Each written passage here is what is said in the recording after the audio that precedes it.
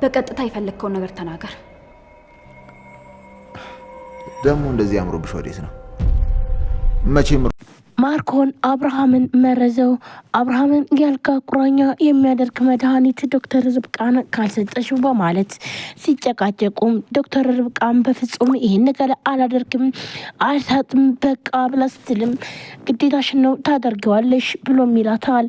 ይህንን በሚላት ሰዓት ምን ነው ዛሬ ደግሞ የልትሄጂ ነው በጣም አምሮብሻል ሲላትም ዲና ተደብቃ እየሰማች ነበረ።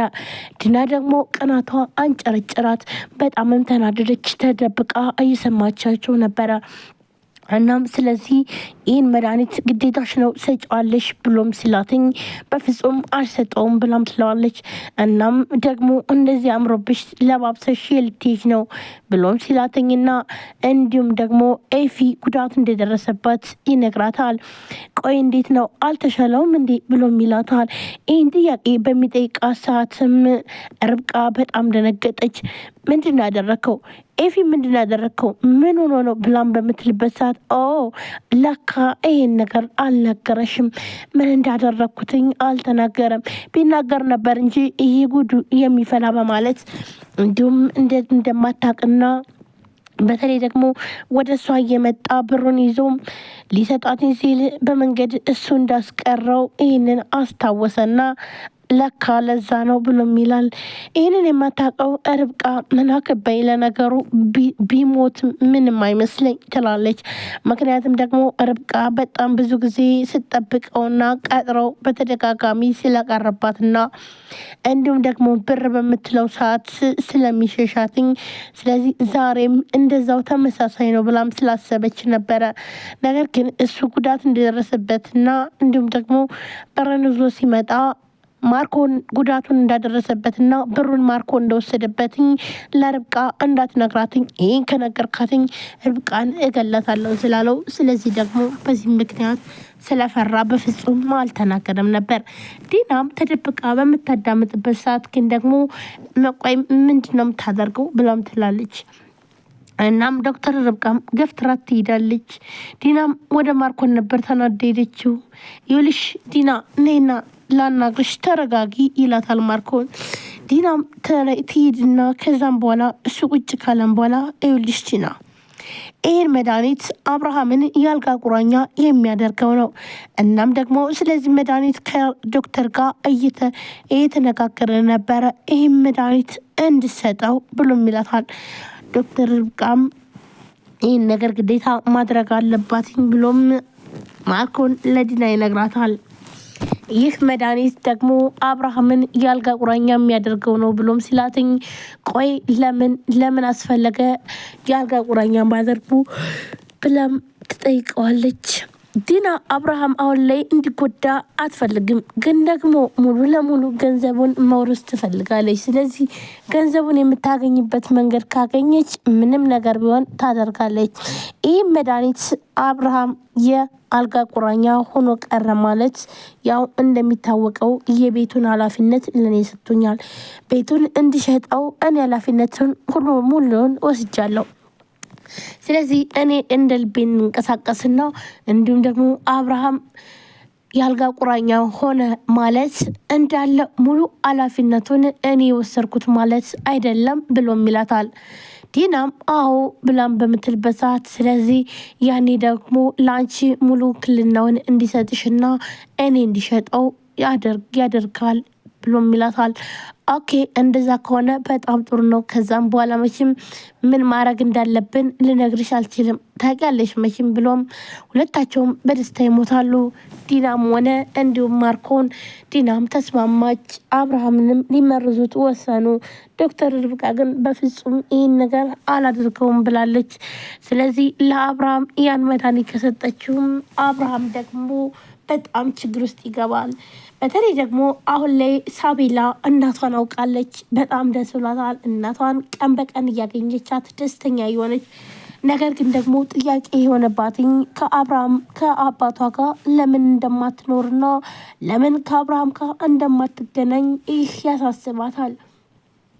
እንዲሁም ማርዳ ዛሬ አይደለም ግን ደግሞ የምነግርሻለኝ እናም አንድ ቀን ደግሞ አብረን እንኖራለን። ስለዚህ እኔም ሆነ አባትሽ ሁለታችንም እጅሽን ይዘን ወደ ትምህርት ቤት ይዘንሽ እንሄዳለን። ያኔ ሙሉ ደስተኛ ትሆኛለሽ በማለት እንግዲህ ዶክተር ማለትም ማርዳ እንግዲህ ለልጇ ሳቤላ ስትነግራትም ነበረ በተደጋጋሚ።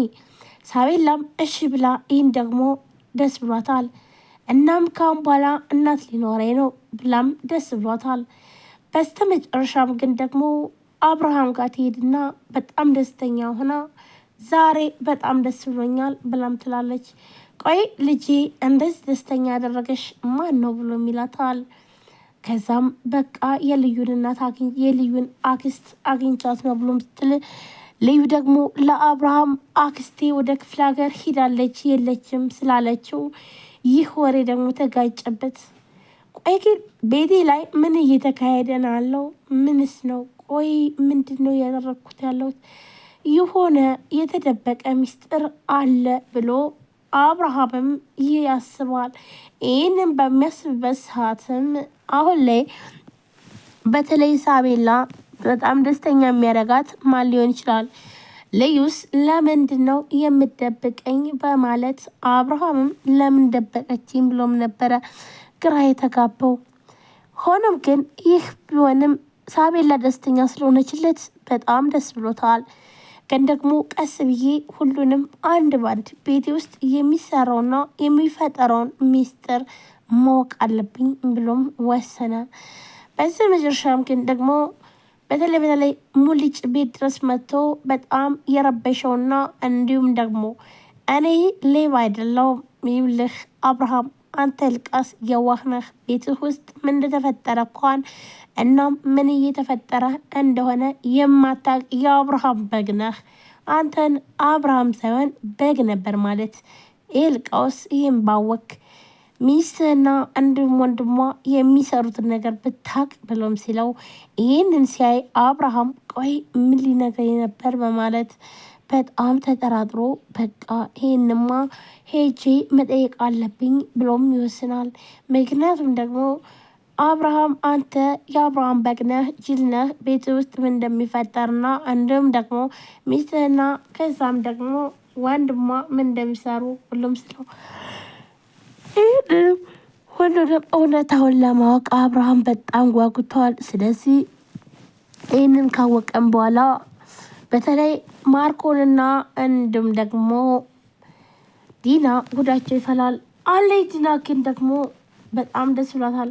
በተለይ አብርሃም ያልጋ ቁራኛ ከሆነ ስለዚህ መንቀሳቀስ አይችልም፣ ምንም አይነት መስራት ስለማይችል ሙሉ ኃላፊነቱን ውክልናውን ለእኔ ይሰጠኛል ብላም ስላሰበች ይህ መድኃኒት መሰጠቱ የግዴታ ነው ብላም ወስናለች። ሰላም ሰላም፣ ጤና ይስጥልን ውድና የተከበራችሁ የቻናል ቤተሰቦች እንዴት ናችሁ? ለዚህ ቻናል አዲስ የሆናችሁ ሰብስክራይብ፣ ላይክ፣ ሼር በማድረግ ቤተሰብ ነው። ቤተሰብ ናችሁ ምት ወንድሞቼ ከልብ ነው የማመሰግነው። ውድ ፋሚሊዎቼ እንግዲህ ዛሬም በአዲስ ቪዲዮ መጥቼላችኋለሁ። ሳቤላ ቀጣይ ክፍል ይዤላችሁ መጥቻለሁ። ሁላችሁም ቪዲዮአችን ላይ ሰብስክራይብ እያደረጋችሁ ስለምታበረታቱን እናመሰግናለን። እንዲሁም አዲስ ከሆናችሁ ሰብስክራይብ አድርጋችሁ የደውል ምልክቷን መጫናችሁን አትርሱ። በየጊዜው በሰዓቱ አዳዲስ ቪዲዮችን ይዘንላችሁ የምንቀርብ ይሆናል። ከእናንተ የሚጠበቀው ላይክ፣ ሼር፣ ሰብስክራይብ እያደረጋችሁ እንዲሁም የደውል ምልክቷን እየተጫናችሁ ቤተሰብ እየሆናችሁ ሁላችሁም አበረታቱኝ። ውድ ቤተሰቦቼ ገና ዛሬ ይህን ቻናል የምትከታተሉ ካላችሁ ደግሞ ሰብስክራይብ አድርጋችሁ የደወል ምልክቷን መጫናችሁን አትርሱ። እንግዲህ ዛሬ አብርሃምን ለመመረዝ ተነስተዋል ሁለቱ ማለት ነው። ይህን ደግሞ ርብቃን አስገድተው ግዴታ ይህ መድኃኒት ትሰጪዋለሽ ብሎም